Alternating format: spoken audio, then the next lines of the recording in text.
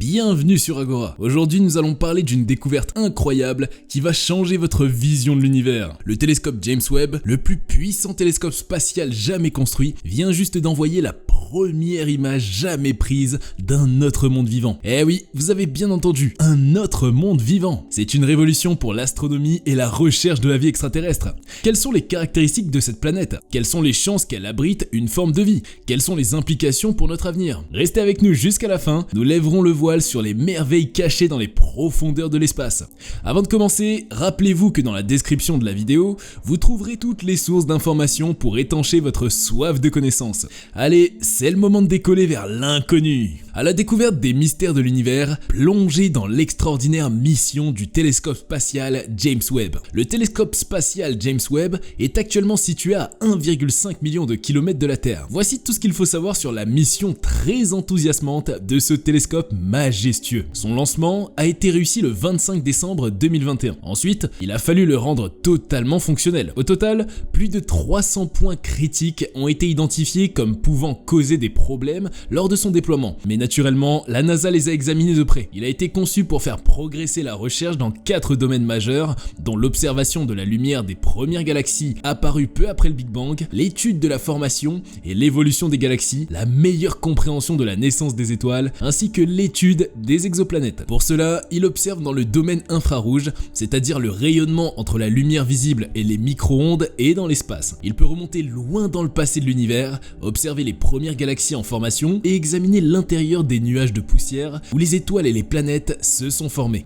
Il embarque 4 instruments scientifiques, dont une caméra pour l'infrarouge proche, la NIRCam, Near Infrared Camera, qui permettra entre autres de détecter les étoiles apparues après le Big Bang, de rechercher des supernovae, de mesurer la lumière déformée par la matière noire, un spectromètre pour l'infrarouge proche, le NIRSpec, Near Infrared Spectrometer, qui permet par exemple d'étudier les éléments chimiques dans des galaxies lointaines ou des amas de jeunes étoiles, un instrument pour l'infrarouge moyen, le MIRI, Mid Infrared Instrument, grâce auquel il est possible d'observer des naines brunes, des exoplanètes et l'évolution des étoiles et des systèmes protoplanétaires, un imageur dans l'infrarouge proche et spectrographe sans fente, appelé NIRIS, Near Infrared Imager and Slightless Spectrograph, qui aide à l'étude des exoplanètes et des galaxies lointaines. Par ailleurs, le magnifique miroir principal du télescope James Webb, avec un diamètre estimé à 6,5 mètres, ne passe pas inaperçu grâce à sa coloration dorée et ses 18 segments assemblés de manière hexagonale.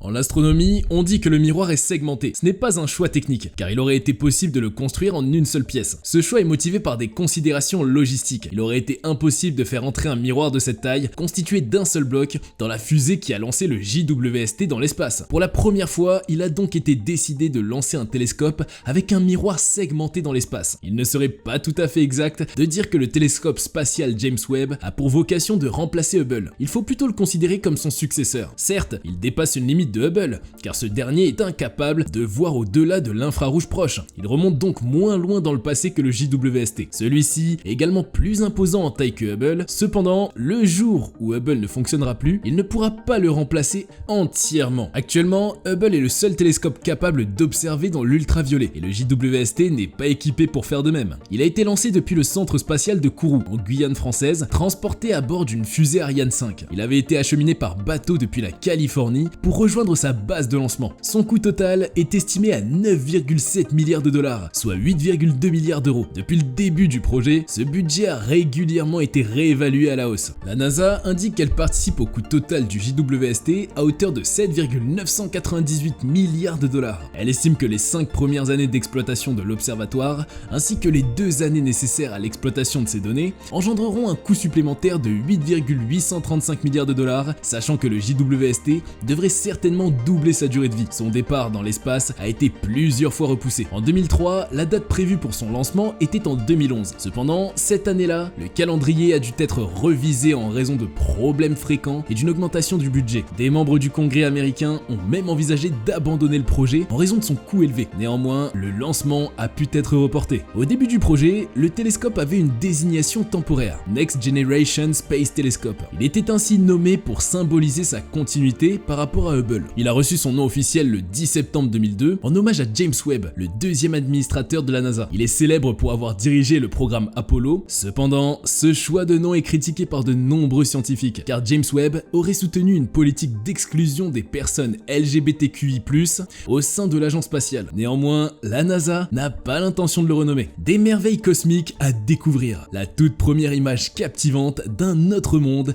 prise par le télescope James Webb. Des astronomes ont utilisé pour la première fois le télescope spatial James Webb de la NASA, ESA-CSA, pour obtenir une image directe d'une exoplanète. Cette exoplanète, une géante gazeuse, ne possède pas de surface rocheuse et n'est pas habitable. L'image a été prise à travers 4 fils de lumière distincts, démontrant la capacité du regard infrarouge puissant du télescope Webb à capturer aisément des mondes situés au-delà de notre système solaire. Cela ouvre la voie à de futures observations qui permettront de révéler davantage d'informations sur les exoplanètes que jamais auparavant. L'exoplanète nommée HIP 65426b a une masse d'environ 6 à 8 fois celle de Jupiter et est relativement jeune, âgé d'environ 15 à 20 millions d'années, comparé à notre Terre vieille de 4,5 milliards d'années. Découverte en 2017 à l'aide de l'instrument SPHERE du Very Large Telescope de l'Observatoire européen austral au Chili, des images de cette exoplanète avaient déjà été prises en utilisant des longueurs d'onde infrarouges courtes. Cependant, l'image capturée par Webb, grâce à la lumière infrarouge moyenne, révèle de nouveaux détails qui échapperaient au télescope au sol en raison de la lueur infrarouge propre à l'atmosphère terrestre. Les chercheurs ont analysé les données de ces observations et préparent un article qu'ils soumettront à des revues scientifiques pour examen par les pairs. La première capture d'une exoplanète par Webb laisse entrevoir des perspectives passionnantes pour l'étude des mondes lointains. HIP 65426b est situé à environ 100 fois la distance entre notre Terre et le Soleil par rapport à son étoile hôte, la plaçant suffisamment loin de celle-ci pour que Webb puisse aisément distinguer la planète de l'étoile dans l'image. Le télescope Webb est équipé de la caméra proche infrarouge NIRCam et de l'instrument dans la proche infrarouge MIRI qui sont tous deux pourvus de coronographes, des ensembles de minuscules masques qui bloquent la lumière des étoiles. Ceci permet à Webb de prendre des images directes de certaines exoplanètes. Prendre des images directes d'exoplanètes présente des difficultés car les étoiles sont considérablement plus lumineuses que ces planètes. HIP 65426b par exemple est plus de 10 000 fois moins brillante que son étoile hôte dans le proche infrarouge et plusieurs milliers de fois moins brillante dans l'infrarouge moyen. Bien que ce ne soit pas la première fois qu'une exoplanète est directement capturée en image depuis l'espace, le télescope spatial Hubble de la NASA ESA en a déjà réalisé. HIP 65426b ouvre de nouvelles perspectives pour l'exploration des exoplanètes avec le télescope Webb. Dans chaque image infiltrée, l'exoplanète apparaît comme une tache lumineuse légèrement différente en forme. Cela est dû aux particularités du système optique du télescope Webb et à la manière dont il traduit la lumière à travers ses différentes optiques. Le violet représente la vue de l'instrument NIRCam à 3 micromètres. Le bleu représente la vue de l'instrument NIRCam à 4,44 micromètres. Le jaune représente la vue de l'instrument MIRI à 11,4 micromètres. Et le rouge représente la vue de l'instrument MIRI à 15,5 micromètres. Ces images diffèrent selon la manière dont les différents instruments de Webb capturent la lumière. Une petite étoile blanche dans chaque image indique l'emplacement de l'étoile hôte HIP 65426 qui a été enlevée grâce au coronographe et au traitement d'images. Les formes de barres dans les images NIRCam sont des artefacts optiques du télescope et non des objets présents dans la scène. Ces objets ont été réalisés grâce à une vaste collaboration internationale menée par Sacha Hinckley, professeur agrégé de physique et d'astronomie à l'université d'Exeter au Royaume-Uni. Découvrez l'émerveillement de l'univers avec la toute première image époustouflante du télescope James Webb. La NASA a révélé la première image capturée par le télescope James Webb. Cette photo inédite représente le panorama le plus lointain de l'univers, mettant en lumière les premières galaxies apparues peu après le Big Bang, il y a plus de 13 milliards d'années. Après une longue attente, cette première image scientifique et colorée du télescope James Webb marque un jour historique selon les mots du président américain Joe Biden lors de l'événement à la Maison Blanche, 6 mois après le lancement en orbite du télescope spatial le plus puissant jamais conçu. La NASA qualifie cette image d'infrarouge infrarouge la plus profonde et la plus nette jamais réalisée de l'univers jusqu'à présent. La lumière y est divisée en différentes longueurs d'onde, dont l'infrarouge, invisible à l'œil humain. Ce cliché emblématique des temps anciens de l'univers est le premier champ profond de James Webb,